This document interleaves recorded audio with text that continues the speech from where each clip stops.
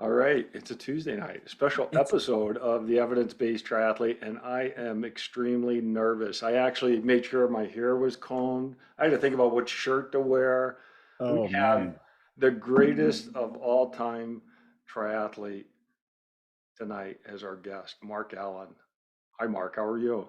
Yeah, great to see you guys. Thanks for having me on. Yeah. Yeah, this is fantastic. And we are really excited about it. Our community is excited about hearing more about you. And this is really great that you've done this. And I'm nervous. I'm going to blow my introduction. I'm already off track. But I'll tell you, one of the comments when I said, Mark Allen's going to be our guest is there like, how did you get Mark Allen on your show? And I said, well, Ted and we were just at the All World Athlete Breakfast at St. George. We sat with you, and you're very approachable, and you love talking triathlon. You love talking with triathletes, and you were very kind enough to say, "Yeah, I'll come on your show." So thank you. Yeah. And well, I'll tell you the secret how they got me on the show. They asked me. Very It's complicated. amazing, right? You just ask somebody and when they're nice people, they're like, oh yeah, and they want to talk about triathlon. Well, that's what I like to talk about. So Right. perfect. Yeah. It was interesting at that breakfast. I still think about the question you asked us. You're like, what do you think the Norwegians are doing? Mm. And it's funny, I still think about that question. I was out riding a couple of days ago and I'm like, I wonder what the Norwegians are doing. Like, and but these are the things that go through our brains, right? Like we look at these awesome triathletes and really think about what are they doing to be great. And so that being said, let's, if you don't mind, like to delve into the history in the early days of triathlon when you were doing it. What back then, what did it take to be great compared to what it takes to be great now? Well, a lot of the principles are going to be the same. Yep. You have to train consistently. You have to challenge yourself, but not so much that it completely burns you out or injures you or gets you sick. And so that's kind of the fine line that everybody who's really trying to hit that peak level of what they can do is walking. The difference is that nowadays, obviously, there are a lot more devices that can measure stuff that can give you feedback on what's kind of going on physiologically, which I'm not sure if it's a good thing or bad thing necessarily, because when I was competing in the very beginning, I had a stopwatch on my Timex watch, and so I could get splits on the track. I had a speedometer on my bike, and I had a heart rate monitor, and that was it. There were no power meters. There was nothing measuring my HRV in the morning. There was nothing giving me my sleep status at night. It's like if I wasn't getting enough sleep, I knew it because my workouts were suffering, or I was just unmotivated or out of energy. And so I had to use those body signals to tell me all that stuff, which worked, obviously. And I think the double-edged sword for it now is that because of so many of a Garmin and your Whoop strap and whatever you're using, a lot of times some of the athletes aren't actually tuning into what their body's telling them. And so maybe it looks like, well, I should be able to go out and do that long workout today or that hard workout, and they do it, and then something starts to break down in their body. And the human being is a very complex creature. And so it's just because we have a bunch of devices doesn't mean that everything's getting measured that's factoring into recovery and energy levels in your body and adrenal stress and all of those kind of things. And so I have actually I just recorded a podcast, or not a podcast, a Mondays with Mark Allen that I'll be posting on YouTube, I think next week. And I'm talking about why so many of the top pros have gotten stress fractures this year, why so many pros have gotten sick and injured and missed races. And I was discussing it with one of the athletes that I coach, and he said, well, I think part of the reason is that they're racing all year round, and there's this expectation to be at this really high level. And I go, that's, when I competed, the Australians raced all winter in their summer, and then they'd come up here and race all summer in their winter. So they were racing year round, and they weren't getting the same level of injuries that athletes are getting now. And I said, when I was competing, it didn't matter if it was the first race of the season or the last race of the season. I had a long season, and each one was an expectation that I was going to win it. I had to be at that level of fitness. And so, but in 15 years of competing, there was only one race that I actually had to drop out of because of an injury. I had a tight hamstring, and I got to the run and it locked up and I couldn't do the run. But I didn't miss one race because of injury. And even that one, it was a half Ironman in Texas, and it was in September, and I had to drop out at 2 miles into the run. I still went on to win Kona, 4 weeks after that or 5 weeks after. So it just begs the question, are all of the devices a service, or is there also kind of a downside to it in that people rely on them too much and they don't look at, that intuitive part of themselves that says, okay, no, I don't care how great I look in all these numbers, I'm tired today, or I have a huge thing with my family coming up that I'm stressed about, and I need to just keep this a little bit more balanced. And so throw the device numbers away, take the day off, take care of life, and then, tomorrow, if you feel better, then come back and do it. Kind of a long-winded answer too. So, No, it's a great answer. So as a coach, then how do you approach that to your athletes? Because, I think one of the issues we have with our athletes is they're seeing all these metrics. And so how do you, as a coach, temper that? I try to, like let's say an athlete, like I'm working with TriDot now, and they have a lot of sort of fun stuff in there. They have like a daily training score that you get based on how closely you follow the workouts. And, if you miss a workout, or you do only a quarter of it, your training score goes down. And so I look at that, and what I do is I try to ask, I'll ask the athlete, is everything okay? Looks like you cut that workout short. And if they go, yeah, I had, whatever came up, I go, great, that was the best decision you could have made. And so I give positive support for decisions that are made that are smart. That when somebody has their ideal training plan laid out in front of them, and they skip a workout because life got in the way, I support that, and I really emphasize that was a wise decision, as opposed to like, oh, you missed that key workout, you've got to make it up. It's like, no, you got your whole life ahead of you. Yeah, especially if you've had 300 other workouts this year. That one you missed is not the one that's gonna hurt you. It might be the one that if you did, it would have hurt you, correct? Exactly, yeah. Well, and I love it because, speaking to the history, back in the 80s, we didn't have Strava. We didn't have wearable tech. We didn't have social media where we share our workouts. And now what we do, it's instantaneous in terms of a workout gets shared and you get likes and kudos, which on one hand is great, but on the other hand, it's a little different. I mean, back in the early days, how did you sort of compare yourself to other athletes, or did you, in terms of what they were doing training wise? Well, I had my training partners who were also top level triathletes and runners and cyclists. And so, I was sort of always in contact with those who were sort of on the cutting edge of stuff. And so I could kind of compare with them. And then, but ultimately the best comparison was when you hit the start line of the race. Mm-hmm. How was I racing compared to everybody else? How was I on a what seemed to be a positive trajectory, or was I plateauing, or maybe felt like I was falling off of where I felt like I could be?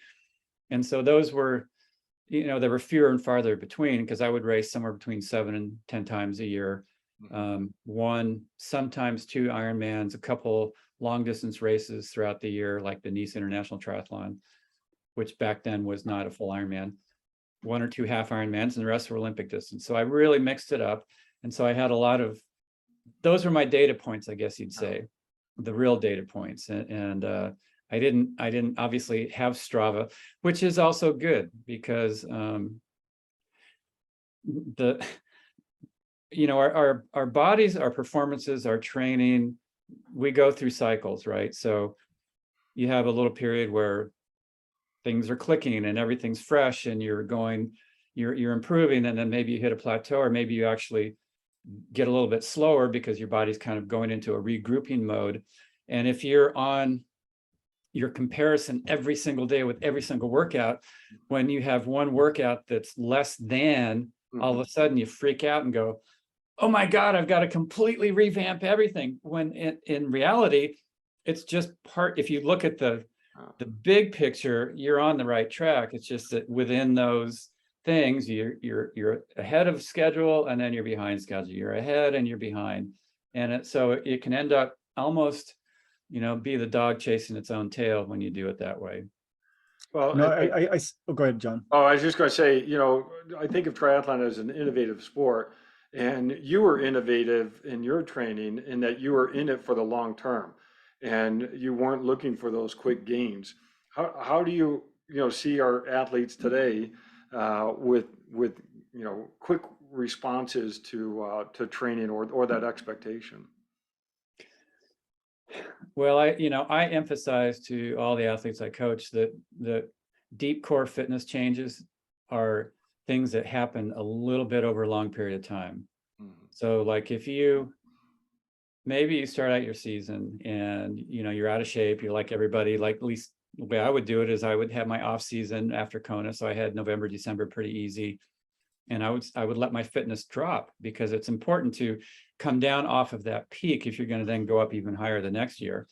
And so when I would start back, I was super, super patient in the very beginning, just slowly building my fitness. And a lot of the other athletes that I trained with, they wanted to get back in shape quickly. So they would throw in a lot of hard work right off the bat, which will give you a quick bump in your fitness right away. However, it's sort of like surface fitness. It's not deep core endurance, aerobic, anaerobic fitness that you're gaining. You're just gaining this quick fix, and then all of a sudden you're going the other direction, and you're only at March. You know what I mean?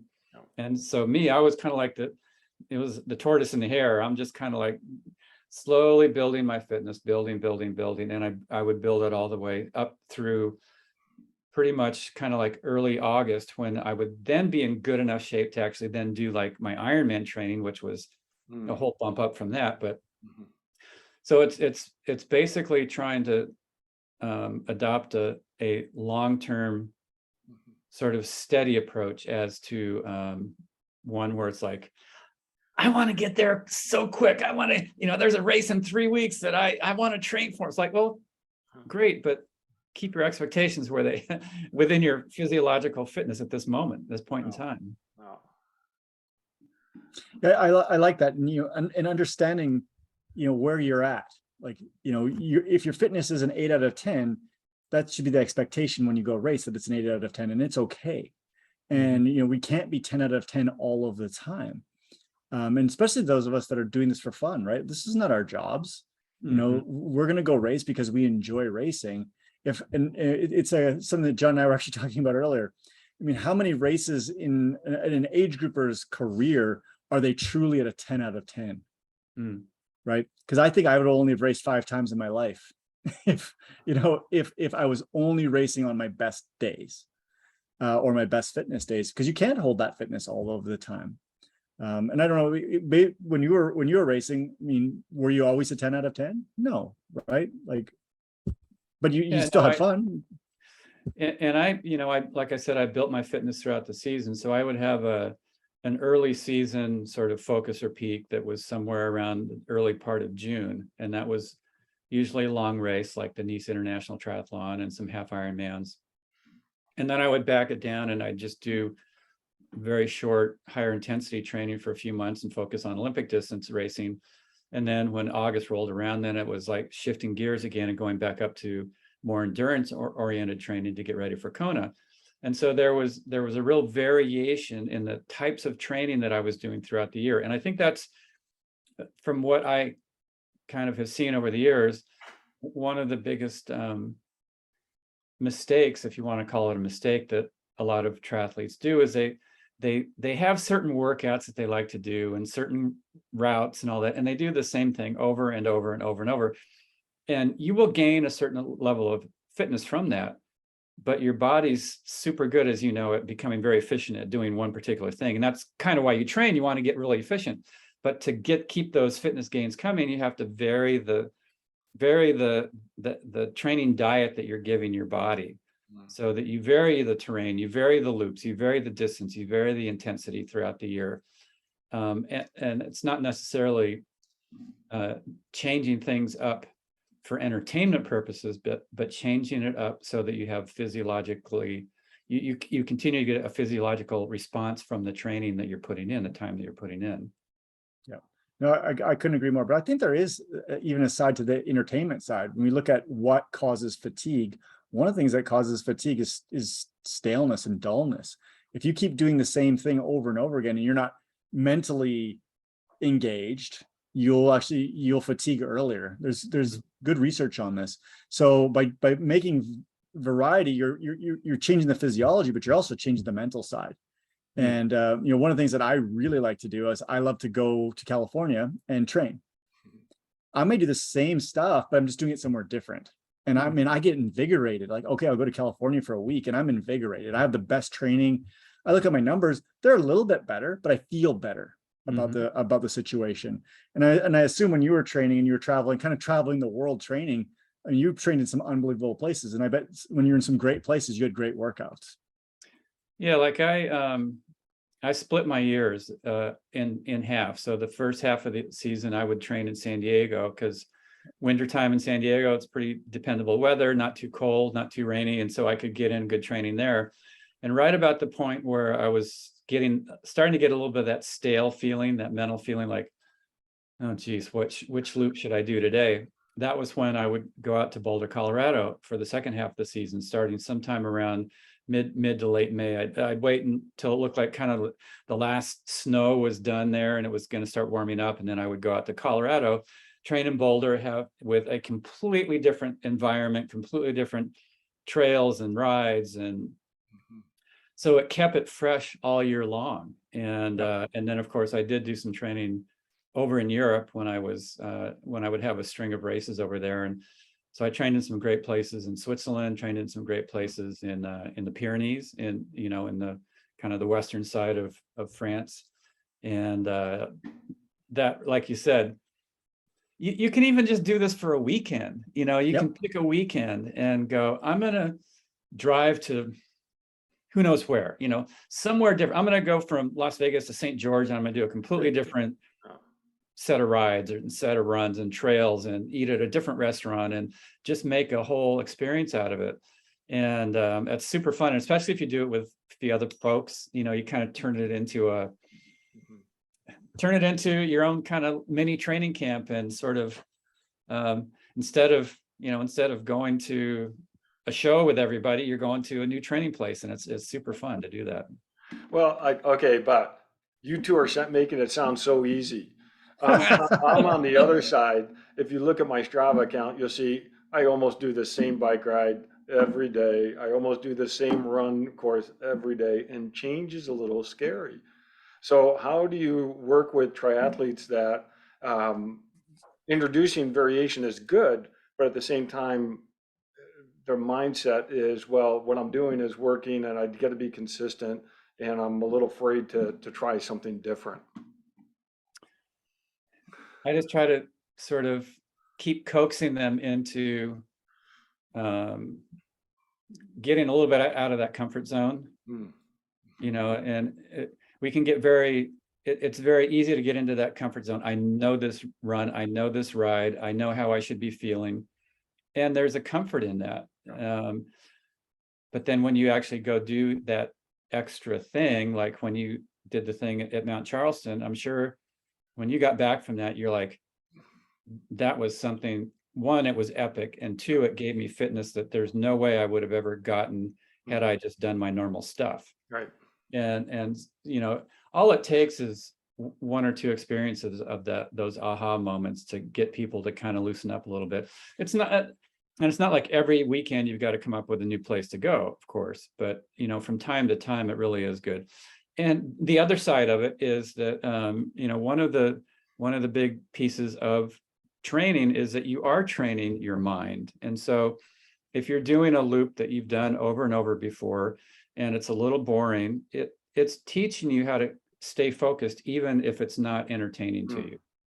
And I think that's another aspect. Like if you're always listening to music and you've got to have a big group of people around you and it's fun and all that, when you get in a race, have you trained yourself to stay focused without any distractions? And that's why, you know, like you guys are super scientists. So, you know, that, you know, some of the stuff where they're saying, well, you can do like 7 seconds of like super high intensity over and over, and you're going to get the same mitochondrial changes as if you did a 6-hour bike ride. Well, even if it does give you those same physiological changes, you have not trained your mind to stay focused for 6 hours. Oh, I love that. Well, I love Or that. built or built the confidence that you know you can go for 6 hours. Right. Yeah.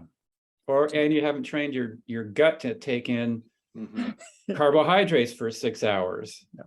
Yeah. So, you know, there's exactly so many right. aspects of training that just can't be shortchanged.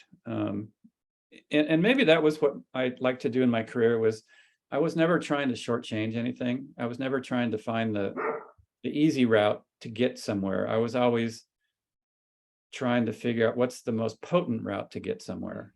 Mhm. You know, what method, if I use it over and over and over, is ultimately going to give me the biggest gain that I can consistently count on to keep continually improving my performance and my fitness and my experience. Well, I love that. And, you know, our theme for the Tri Club this year is enjoy the journey. And I like that mindset of, you know, enjoying the training, but then also this self-development and improvement. And, you know, but on the flip side, I know when someone does a race and they don't have that perfect race, they zero in on that disappointment. And then they try to fix that. I mean, how do you, you know, go about celebrating some of the achievements that you have, whether they're daily or race wise, and not get drawn into this this part where you're always trying to find that weakness and improve that. Well, I think probably everybody experienced kind of how to do that during COVID.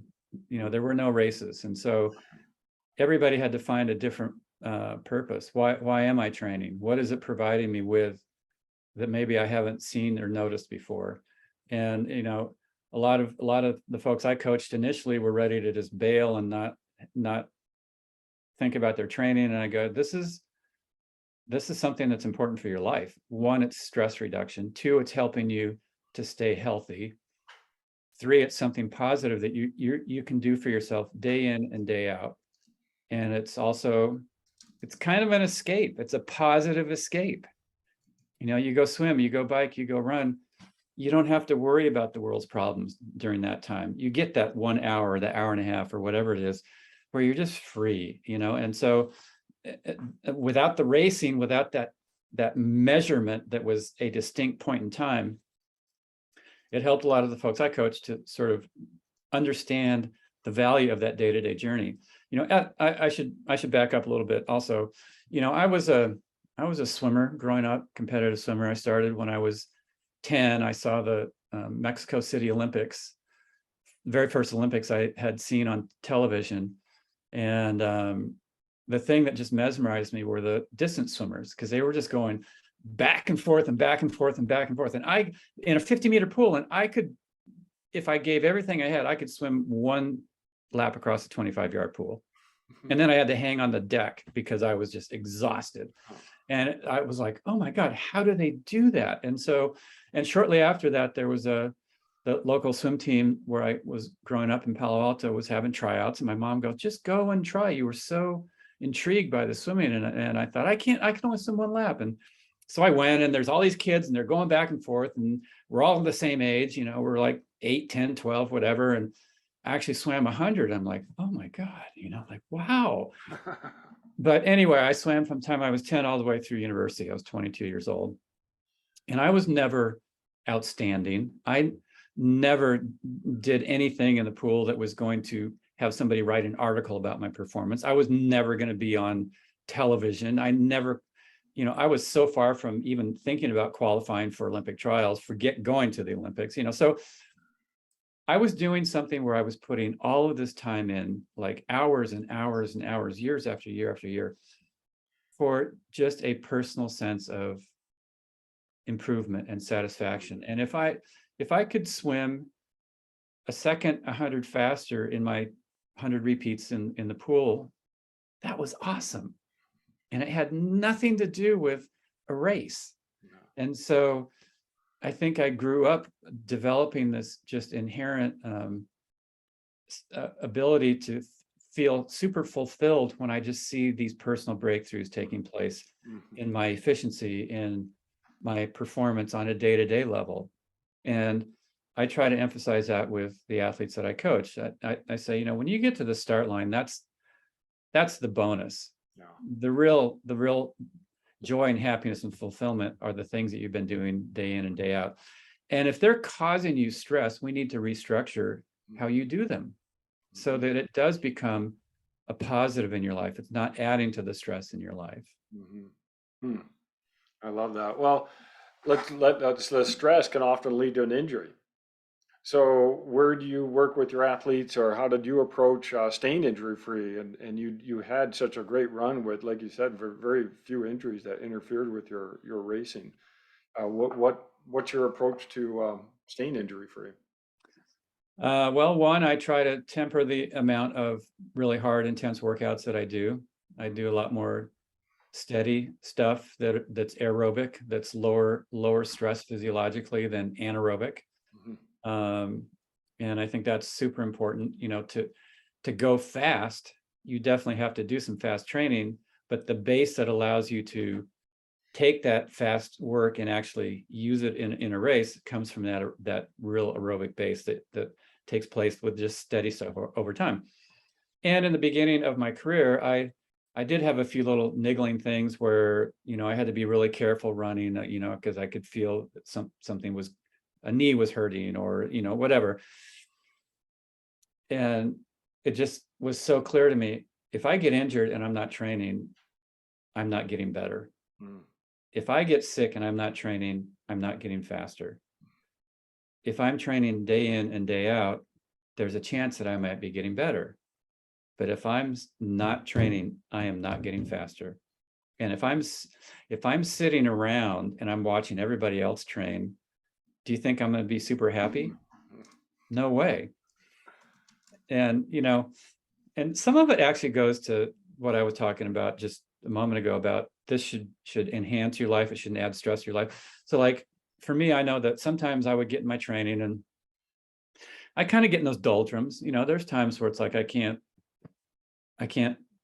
think of really why I want to go out and do that workout that's on schedule. I know I got to do it, but and so I kind of go through this sort of psychological thing where I would go like, I don't really feel like training today, and then another day, I don't feel like training, but I go out and I do it anyway. And I don't feel like training.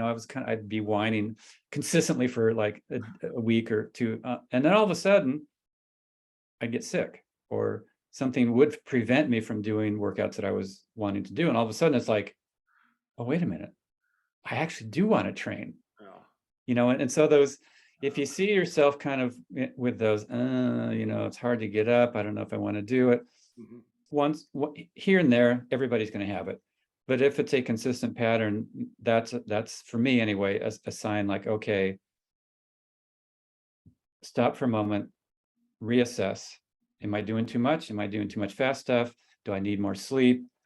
Am I in a period of my life where the amount of time that I have to train is not consistent with my lifestyle, and I need to dial back something so that it all works and it enhances what I'm doing in the rest of my life? And you mentioned something about, well, what happens when you have a bad race? Well, I saw partway through my career that when I have a race that's disappointing for whatever reason it is, you get home and there's that knee-jerk reaction like, I've got to fix it, or what am I going to do to get better? You're like, wah, and you're scratching for answers right away. And what you come up with in that moment is not going to be the right answer, because you're so attached to the emotion and the feeling of disappointment. And so what I really tried to do is to just let myself have enough time to have that sort of disappointment sort of dissipate, and for sure, if I had a lousy race, I was bummed. That's okay. It's okay to not be running around going, that was an awesome bad race, everybody, And so I would wait, maybe it would take a week or 2 weeks, sometimes maybe even a month for that disappointment to kind of settle down. And then I could feel myself start to get more clear. And then I could actually look back at the race. And one, I could see some of the good things that actually happened in it. And two, if there was places where I had weakness, I actually came up with better solutions on how I was going to move forward to correct those. Mm-hmm. But this answer you get in that moment of intensity of disappointment is not going to be the right one. And so, you know, as best as people can, if you can, when you have a race that disappoints you, feel the disappointment. That's okay. You put in time. It didn't turn out the way you hoped. That's kind of part and parcel of racing, right? You're never going to have a 10 every time. So, and then give yourself that time to then have a little distance from that emotional intensity. And then the answers will start to come clear for you. So John and I have a saying that, you know, we should never make any big decisions, like, you know, the first few days after a race. I think this goes along the same way, right? It's like you need time to decompress. Mm-hmm. And whether it's a good race or a poor race, like Exactly. Yeah. you know, like I can still remember my first Ironman I finished, and I looked at my wife and I said, I'll never do that again. This is within 30 seconds of the finish. No. Right? I'm like, what a stupid thing to say. But like, that's, you know, I wasn't as mature back then as I am now. But I think a lot of us make these knee-jerk reactions within like the first even 10 minutes of finishing a race. And sometimes you just gotta like chill, right?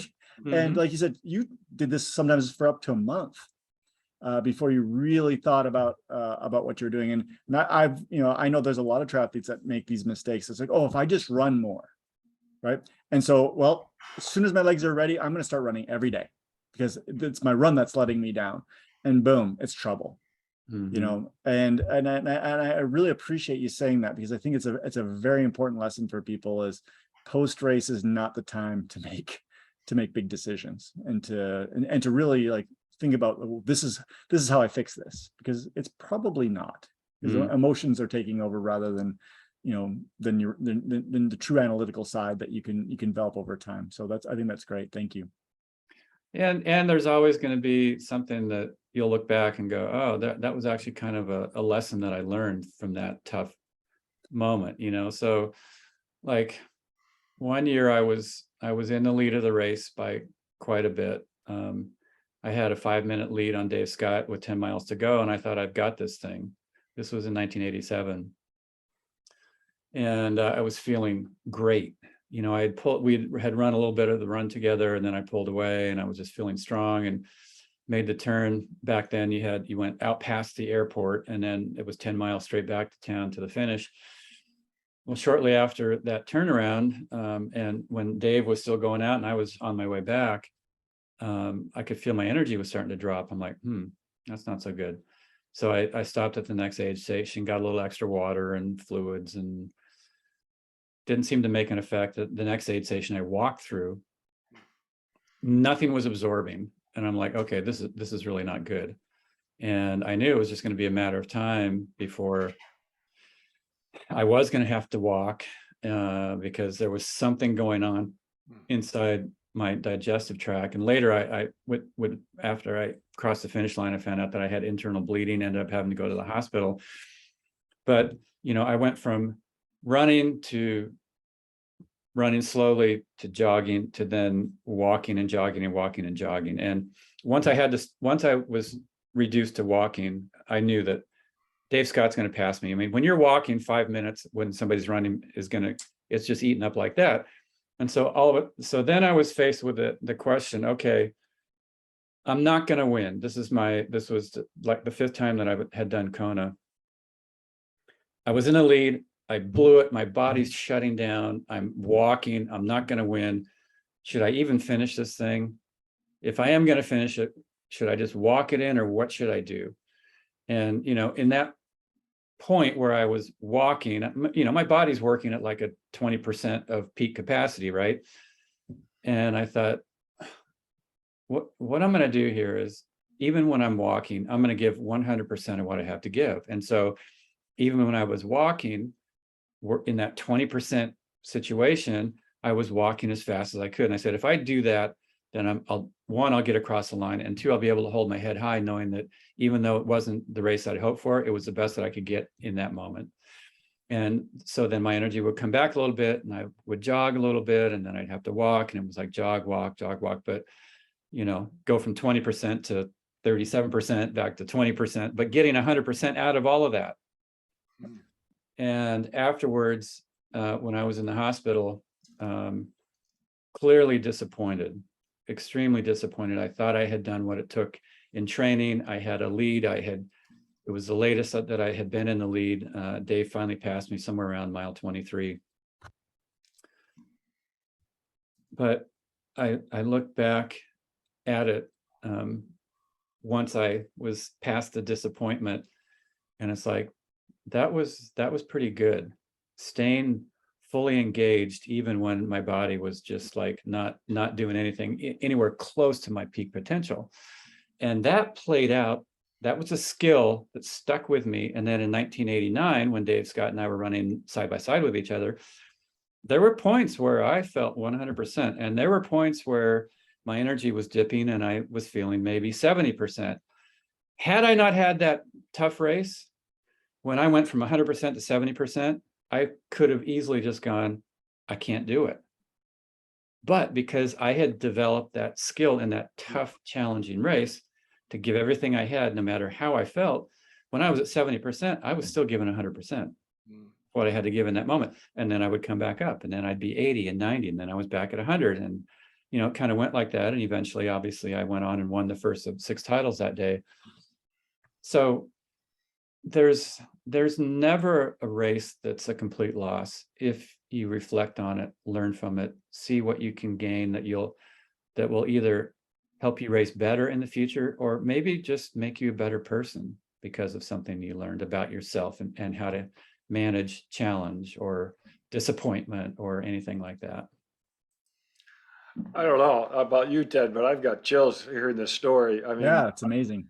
Mark, that is, I think, one of the attributes you have that makes you the greatest of all time triathlete. It's amazing how you think about triathlon at a really deep level. And I think that a lot of age groupers really appreciate that, and hearing this honesty in this, because we all experience that disappointment. But you're right, you can't enjoy the successes unless you really know what the bottom is. And so this is really neat to hear this story. So our theme, maybe jumping ahead to next year, but our theme for the club next year is going to be something around time to thrive. And I love that you tell that story of struggling, but then coming back and winning the 6 Ironmans, Kona. I mean, that's thriving. And that's a mindset that people really appreciate and see in you. And boy, that's a tenet that if we could all have that, that'd be fantastic.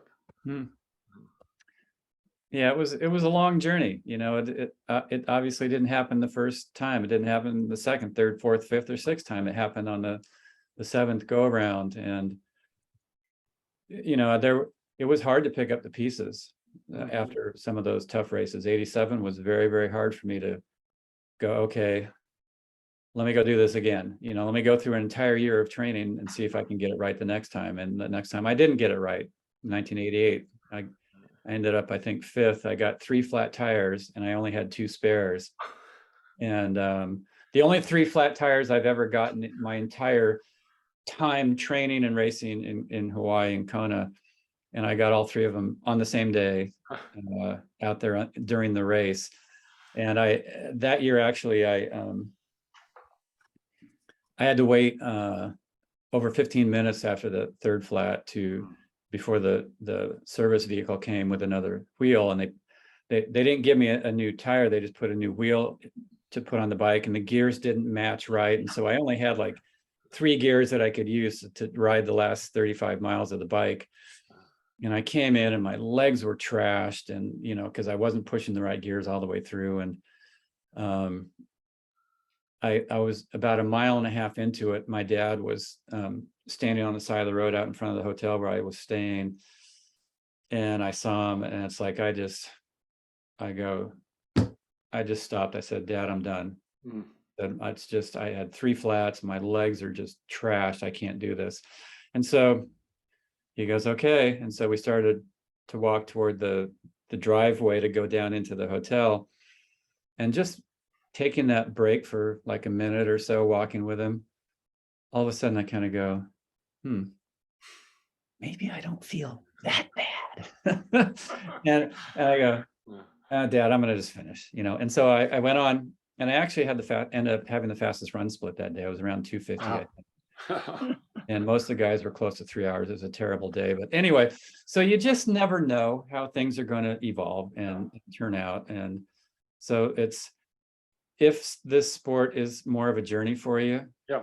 You'll weather the tough moments, and you'll cherish the great moments. And in the end, so much of all of that comes partly from training smart and training wisely, and having a good coach or training group that you can bounce ideas off of. And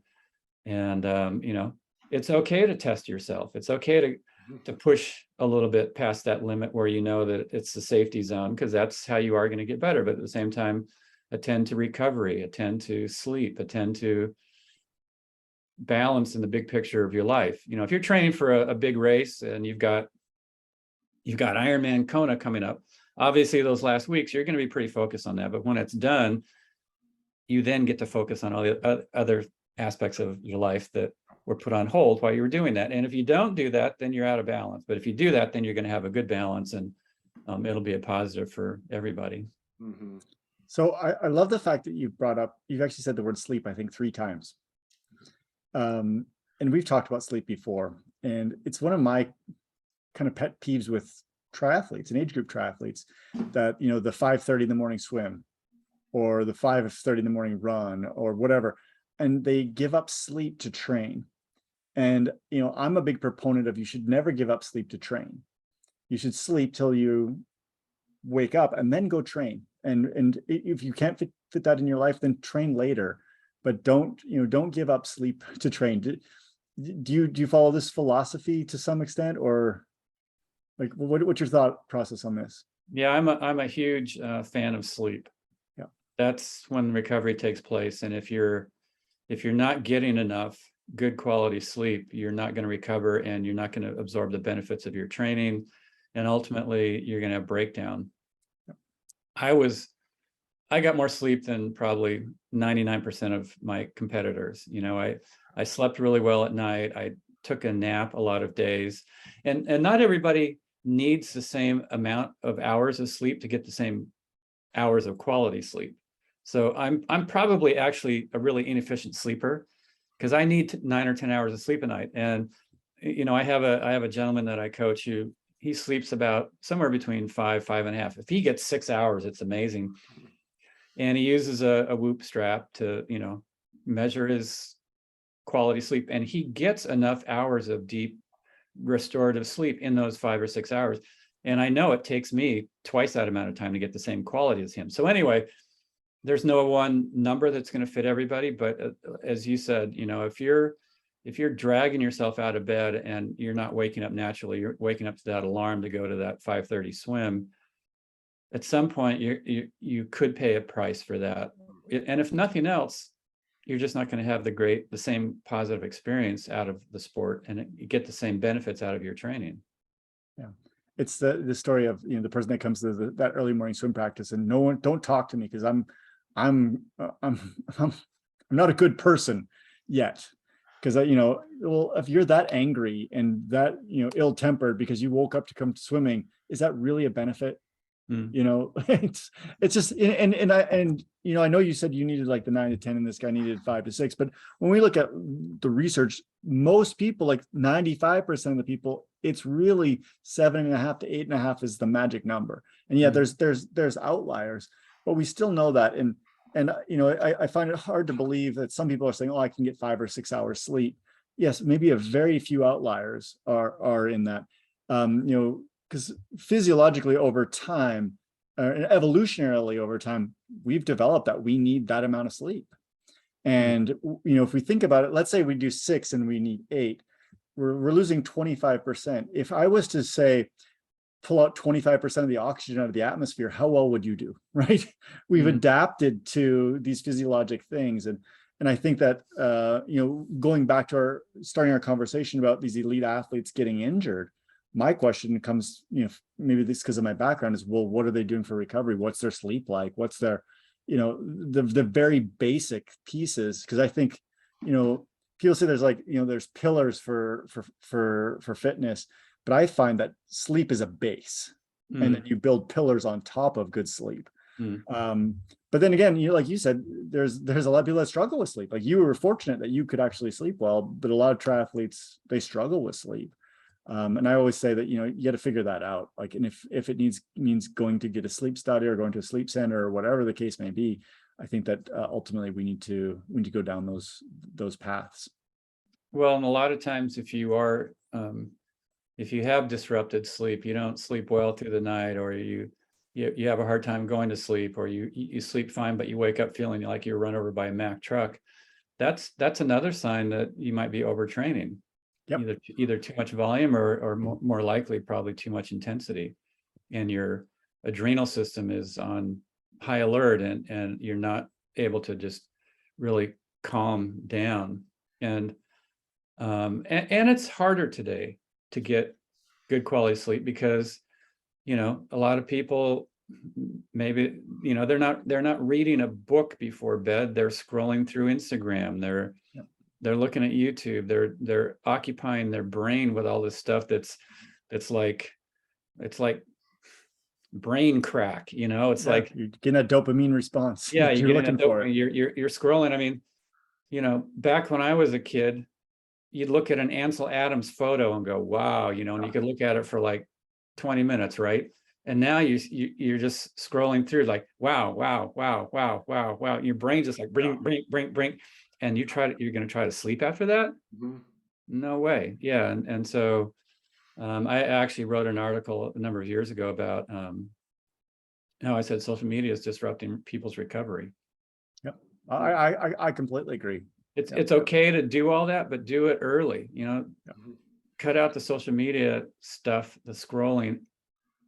Don't do it after dinner. Once you've had dinner, that should be sort of like your cutoff point where things are winding down. And if you need to occupy your mind with something, I recommend people actually read a real book, not one that's illuminated, but a real book. And you might say, well, aren't you keeping your mind busy when you're reading a book? Well, a book is different than, let's say, it's you're reading these words, but your mind is sort of like daydreaming in the sense that it's creating this visual story, even though there's no images. Mhm. And so it's sort of a dreamy state in a sense, because you're reading the words, but you're seeing the characters, and how they look in your mind, and you see the setting that they're in, and so I think it can help you sort of. I like the idea of the wind down routine, and I think that you're alluding to that. Like, after dinner, the phone goes away, or the Instagram or whatever it is goes away, and then your routine is, okay, I'm going to read a book, or I'm going to have a shower, then I'm going to put my pajamas on, then I'm going to read a book, and then and having this wind down routine. The research does show that that's really important for getting, not just being able to fall asleep, but able to stay asleep later in the evening. So I think you're spot on with that. And I found personally that I always, sometimes I think, okay, I do have to get to bed earlier because I'm staying up too late. And so I go, okay, I want to be in bed, let's say by some number, 10. And so at 5 to 10, I go, okay, I guess I should start thinking about going to bed. Well, it takes me about an hour to friggin' do all my little stupid stuff at the end of the next thing I know, it's actually 11. Yeah. And so, I continually have to remind myself, okay, if 10 is the cutoff, the real cutoff is 9, because that's when I have to slowly start doing all the little things, finish the little last cleanups and brush my teeth and, whatever. Oh. And so, that wind down routine, if you kind of know how long it takes you, it gives you a much better chance to actually get in bed at that time of night that you're hoping to. I love it. I want to switch gears a little bit and talk about your work with TriDop and Inside Tracker, because you do a lot of the work working with age group athletes especially, and you've moved into this new platform. Tell us about that. Yeah, TriDot is a platform that I've been hoping to move my coaching to for a number of years, because they do have a way of managing all of the analytics that people are gathering, all of the data that people are gathering, and through just years and years of developing algorithms to sort of be predictive in the sense of how is this going, what this data is showing me today, should this affect people's training in the future, so that they train up to their potential, but we're not overdoing it, we're not cooking them. And it looks kind of simple on the surface what they have, but I've spent a lot of time talking with Jeff Boer, their founder, and it's just amazing what they've been able to put into factors that go into everything you have. So like your training zones change if the weather's hotter, the training zones change if you're going to be at altitude instead of sea level. They change based on assessments that you're going to do periodically. So it's not like January 1st, you do an assessment and, then in August you do another one, because obviously your fitness is going to be very different. Zones are going to be different, and you want to optimize what you're doing. You have those periodic benchmarks that you go out and you do it. And they have a great community, as you guys know. Community is such a huge piece of what is really satisfying for athletes. And they have, kind of like you guys, they have a great Facebook group, and very, very supportive. It's not a bashing kind of community. It's a very, very supportive community, and it is all age group athletes that I coach anyway, and I just love it. It's a great platform. You can sign up for. There's going to be a special Mark Allen edition that's going to be launched in a couple of weeks, and if you go on TriDot you and search for that, you can sign up for to be notified when the Mark Allen edition goes live, and so you'll get a lot of me in there. We've recorded a ton of video content, video tips.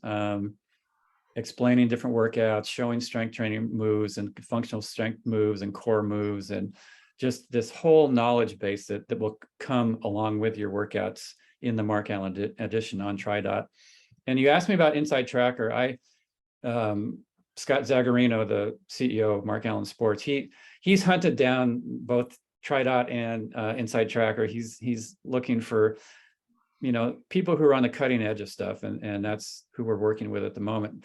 Inside Tracker is for those who don't know about it, they analyze your blood. You do a blood test. They come up with, I don't know, there's 40 or 45 different biomarkers that they look at to see, are you in optimal zones, outside the optimal zones, above or below. And it was super valuable for me to do that, because I feel like I lead a pretty healthy lifestyle, right? I eat well, I exercise regularly, I try not to overdo things, I try to get enough sleep, I try to do everything the way I'm supposed to do it. Yeah. And so I had my first blood test done for Inside Tracker, and part of what you get with that, they look at all those markers and they come up with your inner age, meaning not how old you are chronologically, but how all of your LDL, HDL, I mean, you name it, how it's all sort of going together to sort of give you your actual age. And it said, congratulations, you're younger than your real age by 4 months. I'm like, 4 months? I thought I'd be like, 100 years younger. I thought I'd be like Benjamin Button, and I was like, really? And they go, well, that's actually pretty good for somebody who hasn't had the blood tested, had the markers analyzed, and then taken the steps to improve the things that need improvement and build on the things that are already in the right zones. And that's one of the super cool things with Inside Trackers is they give you recommendations on each one of those markers on how to keep it healthy if it's healthy, how to improve it if it's outside of the ideal zones. And so I did that along with using some products that this other company, Tenant Products, provides, that are really good for recovery and for sleep and for getting your brain to work properly. And 6 months after that, I did a second test, and my inner age in the second one was 6 years younger than in that first one. So basically, by following just very simple dietary supplement recommendations, utilizing some things that support just my general overall health, I was getting an extra year out of my life for the past 6 months. So 6 years and 6 months, that's a huge improvement.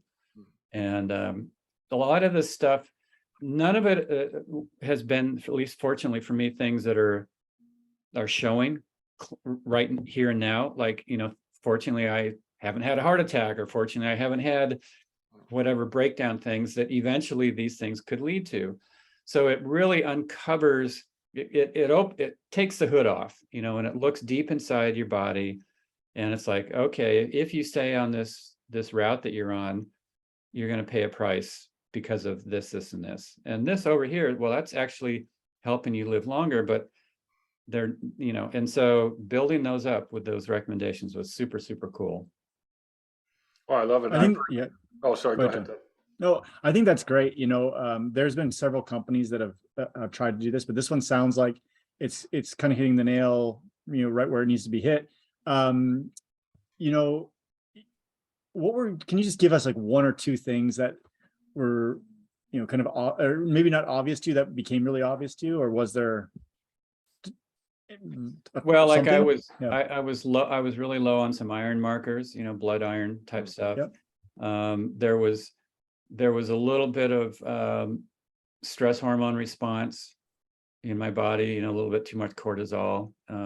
Blood glucose was great, but so, they recommended a couple herbs and some dietary changes, and obviously just being a little more attentive to just basic overall stress levels, and everything just really dramatically improved by some of the vitamins I said to take and some herbs to take, and just super simple stuff. Nothing complicated, but each one had a recommendation. So it's not like you get your blood test and like, oh, these 5 things are screwed up, and then you're left like, well, what do I do about it besides worry about it? They give you recommendations, and they'll actually set up a consultation with a dietitian to go over your results if you really want to dive deep into it and get a better understanding of, why these things are recommended, what's going on with this, and how to improve it. Well, it's right in line with your philosophy of being healthy and happy, and they're really just enjoying training and enjoying triathlon as a sport. So I've got some other important questions here. Which sport is a bigger risk for injury, triathlon or surfing? Good question. They both have the risk of injury, but they're very different. In general, triathlon, obviously, you have a higher risk of overuse injury. Surfing, you definitely have a higher risk of traumatic injury. And if you surf long enough, you are going to get hurt. That board is going to hit you, and you're going to need stitches, or I've had a few. I had a huge gash that I had two layers of stitches, and I don't know, 15 or 20 stitches to get it all closed up on my forehead a couple of years ago. Having an amazing day. It was a big winter day, and I was taking one last wave to go in, and I got hung up at the top of the wave, and I came down, and my board dropped out underneath me, and it went underwater. And then as I came down underwater, my board was coming back up, and it hit my head, and it sounded like when a baseball hits a bat. I could hear it underwater. I was like, oh my God, I knew. And anyway, long story, but yeah. So, but I love both sort of endeavors. I try to be very careful surfing, and when I was racing and training for triathlon, I tried to be very careful not to have those overuse injuries. Did you surf during your entire triathlon career? Yeah, I learned in high school. So I've been surfing for 45 years or something crazy.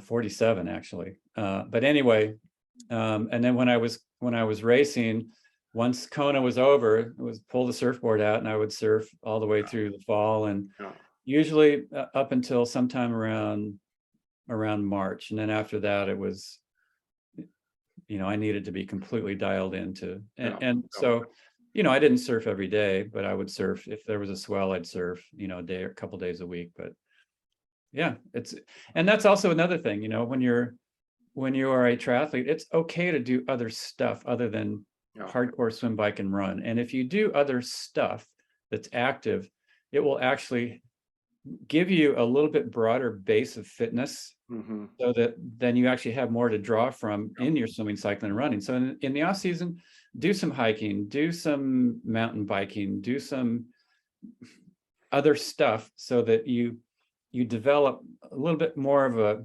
broader base of overall fitness, and then you fine tune it. Mark, this has been fantastic. This is really, we could literally talk for a long time. This was a lot of fun hearing your stories, hearing your insight on the sport, and just a really great perspective. This has just been wonderful. Yeah, my pleasure. Thanks, guys. Oh, Ted, you're muted. Sorry, the dog was barking. Yeah. But it wouldn't be an evidence-based triathlon podcast if my dog didn't bark. But Mark, yeah, thank you very much. This was very inspiring. Yes, it's making me look forward to the fall races coming up. So are we going to see you in St. George for the 70.3 Worlds, or was that? I'm hoping so. At the Ironman? moment, I Okay. still don't have plans finalized. I'll be in Kona, You'll be in obviously, Kona? Ironman Hawaii. Okay. And I'm still hoping to make it to St. George. Yeah. Okay. Well, John's going to Kona. I'll be in St. George, so we'll keep our eyes open for you. Awesome. Thanks, Great. guys. All right. Thanks, Mark. Have a good evening. Thanks, everyone.